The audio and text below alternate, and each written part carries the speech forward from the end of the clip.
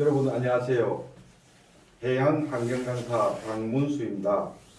오늘은 탄소 중립으로 가는 길에 대한 강의를 하도록 하겠습니다. 요즘 계속 탄소 중립 하는데 오늘은 탄소 중립의 기본 개념과 그것이 어떻게 생겼고 그리고 우리는 어떻게 나가야 하는지에 대해서 말씀드리도록 하겠습니다. 패션 잡지 보그 이탈리아는 2020년에 1월호에서 표지를 포함한 모든 사진을 일러스트로 대체했습니다. 영국 록밴드 골드플레이는 2019년 11월 콘서트를 잠정 중단한다고 밝혔습니다. 이들이 패션 잡지와 록밴드에서 중요하게 여겨지던 사진과 콘서트를 포기한 이유는 무엇일까요? 사진을 찍기 위해 콘서트를 열기 위해 전 세계를 다니면서 배출하는 탄소가 너무 많다는 반성에서 나온 결정이었습니다. 스웨덴의 청소년 환경운동가 그레타 툰베리는 2019년에 UN 기후행동 정상회의에서 연설하기 위해 무동력 보트를 타고 영국 플리머스에서 미국 뉴욕까지 약 4,800km를 횡단했습니다. 오염물질을 내뿜는 비행기나 크루즈를 타지 않겠다는 상징적 행동이었습니다. 지구의 평균 기온이 상승하면서 세계 여러 지역에서 이상기후 현상이 발생하고 있습니다. 2021년 1월에서 2월 미국에는 겨울 폭풍이 불고 여름에는 평소보다 심한 한파가 닥치면서 피해가 속출했습니다. 기상 전문가들은 북극의 기온이 높아지면서 북극 한파를 가두고 있던 제트 기류가 약해 북극의 찬 공기가 북반구 중위도 지역으로 내려온 것이라고 설명하고 있습니다. 현재 사막 기후인 사우디아라비아에서는 2021년 1월에 기온이 50년 만에 처음으로 영하권 마이너스 2도씨를 기록한 가운데 사막이 눈으로 하얗게 뒤덮이기도 했습니다. 이뿐만 아닙니다. 지구온난화로 빙하가 녹으면서 해수면이 상승해 사라질 위험에 처한 나라도 있습니다. 남태평양에 위치한 산호섬 투발루의 섬들은 1999년부터 바다에 잠기기 시작했고 남아있는 섬도 점점 잠기고 있습니다. 삶의 터전이 사라진 투발루 사람들은 기후 난민이 되어 투발루를 떠날 수밖에 없는 상황에 내몰리고 있습니다. 한편 이웃 국가들은 투발루 사람들을 모두 받아들이기는 힘들다는 입장입니다. 기후변화로 망명을 신청하는 일은 다른 지역에서도 늘어날 것으로 예상되어 기후 난민 문제를 두고 세계적으로 갈등이 커질 가능성이 있습니다. 그렇다면 기후변화의 주된 원인은 무엇일까요? 지구의 기온이 점점 높아지는 원인을 두고 논쟁이 거셌던 적이 있습니다. 인간의 활동과 상관없이 태양 에너지의 변화, 우주선의 증가 등 자연 현상에 따른 결과라는 주장도 있었습니다. 그러나 산업화 이후 인간의 활동으로 온실가스 농도가 증가했고 이것이 지구 온난화의 주된 원인이라는 것이 과학적으로 입증된 후에는 지구 온난화의 원인에 대한 논쟁이 더 이상 일어나지 않고 있습니다. 온실가스는 이산화탄소, 메탄, 아산화질소 등을 의미하는데 흡수한 열을 대기권에 가두기 때문에 온실가스라고 합니다. 식물원의 온실과 비슷한 작동 원리입니다. 온실가스는 수십억 년 전 동식물의 잔해가 암축되어 만들어진 석탄, 석유, 천연가스와 같은 화석연료를 사용할 때 배출됩니다. 빌 게이츠는 최근 발간한 저서에서 온실가스 배출량 중 각각의 인간 행위가 차지하는 비중을 다음과 같이 제시하고 있습니다. 그림 1에서 보면은 온실가스 배출량 중 각각의 인간 행위가 차지하는 비중을 볼 수가 있는데요. 무언가를 만드는 것, 그러니까 시멘트, 철, 플라스틱 같은 것을 만들 때 31% 비중을 차지하고 전력 생산하는데 27%, 무언가를 기르는, 그러니까 소라든지 동물이라든지 식물을 기르는데 19%, 어딘가로 이동하는 비행기나 트럭, 화물선을 이용하는데 16%, 따뜻하고 시원하게 하는 것, 그러니까 냉난방 시설이라든지 냉장고를 사용할 때 7%가 온실가스를 배출한다고 체크하고 있습니다. 지구 평균 기온 1.5도씨 상승과 2도씨 상승의 차이를 보도록 하겠습니다. 그림 2는 산업화 이후 지구의 평균 기온 변화를 나타냅니다. 세계 기상기구에 따르면 2020년 지구의 평균 기온은 산업화 기준이 되는 시점인 1850년에서 1900년 대비 플러스 마이너스 1.2도가 높았습니다.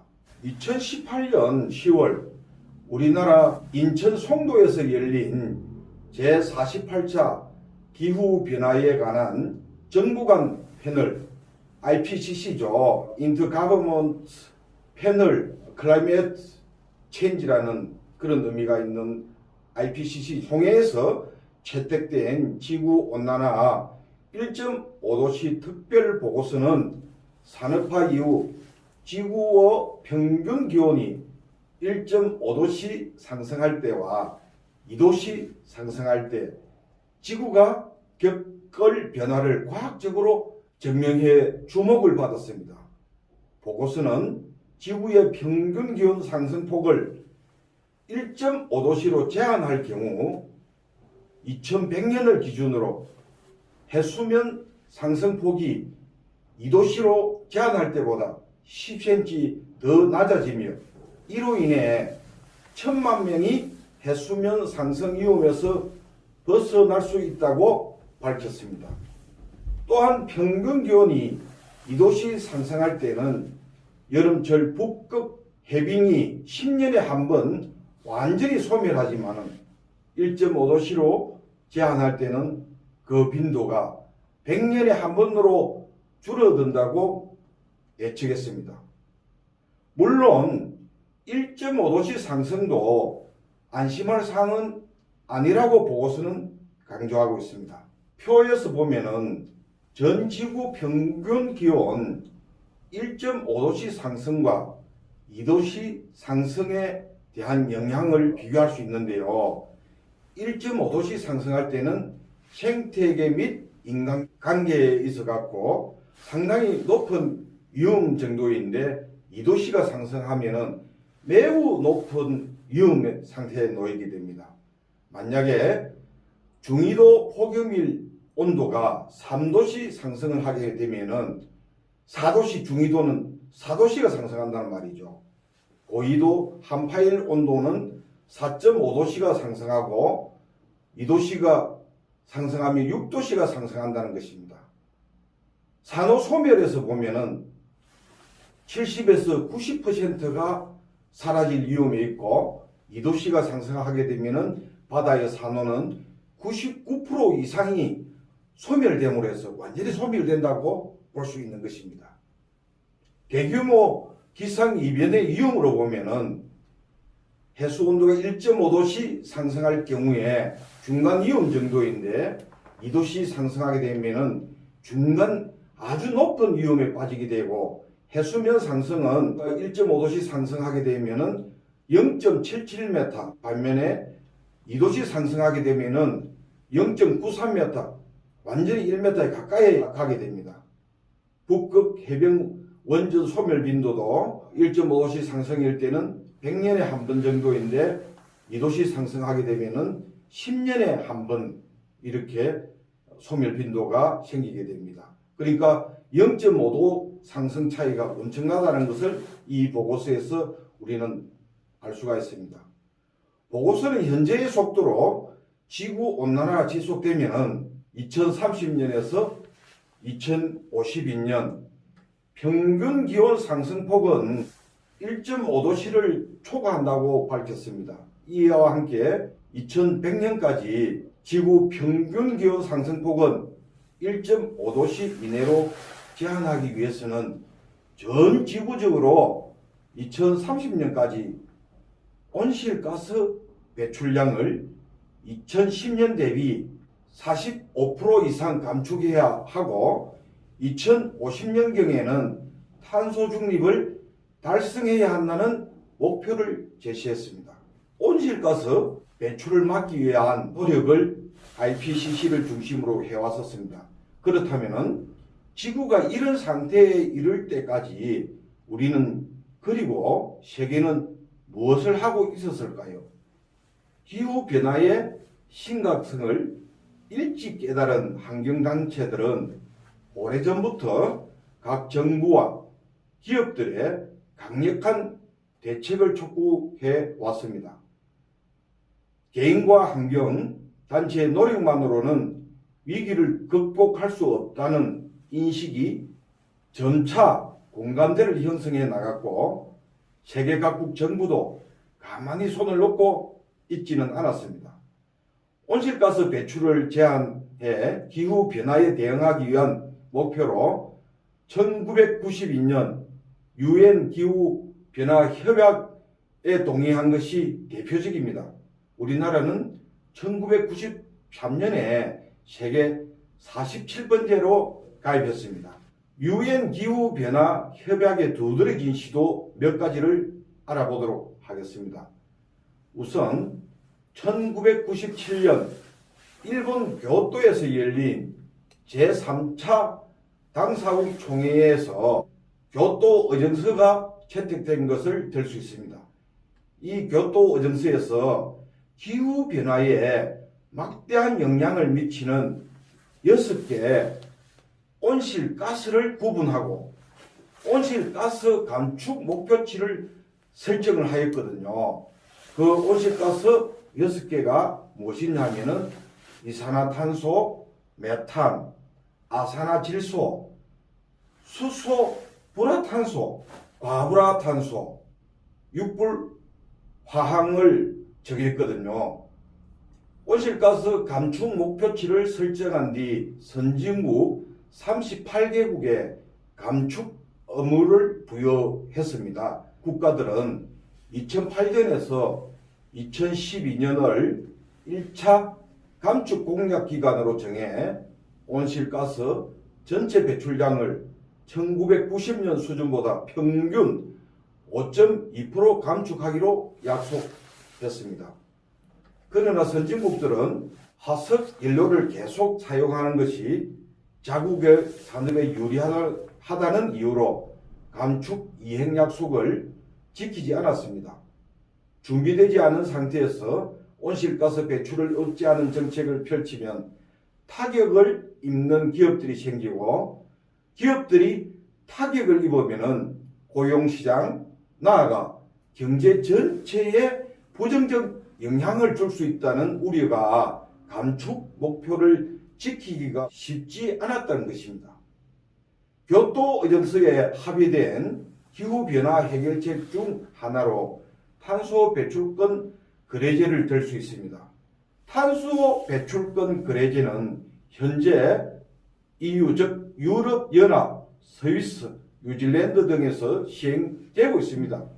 우리나라는 2015년에 탄소 배출권 거래제를 도입했으며 탄소 배출권은 기업의 주식이 거래되는 한국거래소에서 거래됩니다.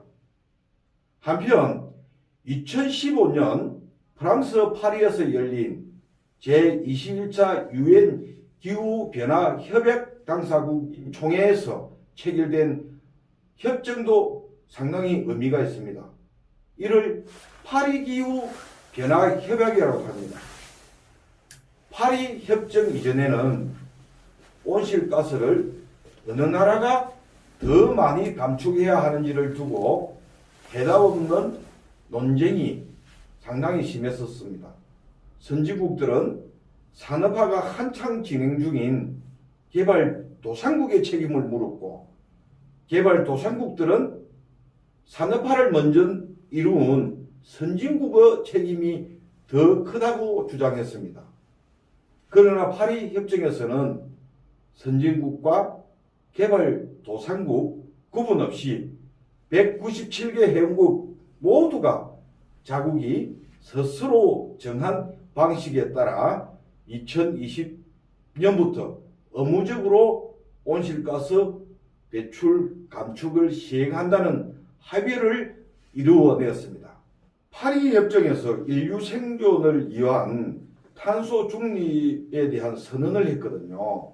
거기에서 세계 각국은 2016년부터 자발적으로 온실가스 감축 목표를 제출하고 지구의 평균 기온을 높이지 않도록 산업 구조를 바꾸는 정책을 펼쳐왔습니다.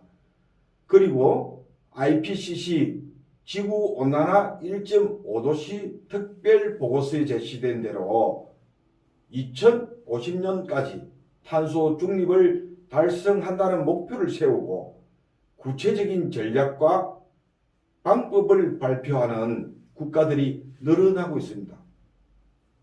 우리나라 정부도 2020년 12월 2050 탄소중립 추진 전략을 발표했습니다.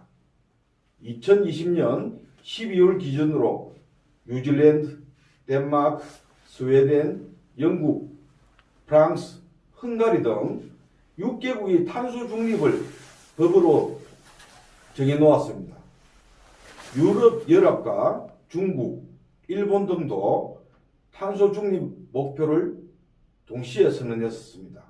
2021년 파리협정에 재가입한 미국도 2050년까지 탄소 중립을 이룰 것이라고 약속했습니다. 미국이 실제는 파리협정에 빠져 있다가 바이든 정부가 들어오므로 해서 다시 파리협정에 들어갔거든요. 탄소 제일 많이 배출하는 국가가 미국이었거든요. 세계 각국 비교하면 무려 22% 정도 배출하는 국가가 미국이었습니다. 탄소 중립은 인간의 활동에 의한 온실가스 배출을 최대한 줄이고 남은 온실가스는 흡수해 실질적인 탄소 배출량을 0으로 만드는 개념입니다. 즉 배출되는 탄소와 흡수되는 탄소의 양을 같게 만들어서 탄소의 순 배출을 0으로 맞추는 것으로 넷제로라고 부릅니다. 우리나라 정부는 탄소 중립을 실현하기 위해 에너지 공급, 산업, 수송, 폐기물, 농축수산 부분에서 탄소 배출을 줄이고 산림을 통해 탄소 흡수를 확대한다는 계획을 일관성 있게 추진하겠다고 발표했습니다. 예를 들어 국가 온실가스 총 배출량의 37%를 차지하는 산업 부분에 대해서는 업체별 차이와 특성을 반영해 산업 경쟁력 강화 방안을 마련하겠다고 밝혔습니다. 철강과 시멘트, 석유화학 등 에너지 집약 업종의 저탄소 전환, 에너지 효율 향상, 순환경제 강화 등의 내용이 담겨 있습니다. 국가 온실가스 총 배출량의 36%를 차지하는 에너지 공급 부분에서는 태양광과 풍력 등 재생에너지를 친환경적 전력 생산의 중심으로 삼겠다는 방침입니다. 또한 석탄 발전 시설은 단계적으로 폐쇄하거나 액화 천연 가스 발전 시설로 전환하겠다고 밝혔습니다. 지구 곳곳에서 뿜어져 나오는 온실가스로 인해 그 어느 때보다 기상변이 현상이 자주 발생하면서 피해가 속출하고 일부 국가에서는 삶의 터전을 잃는 사람들이 생겨나고 있습니다.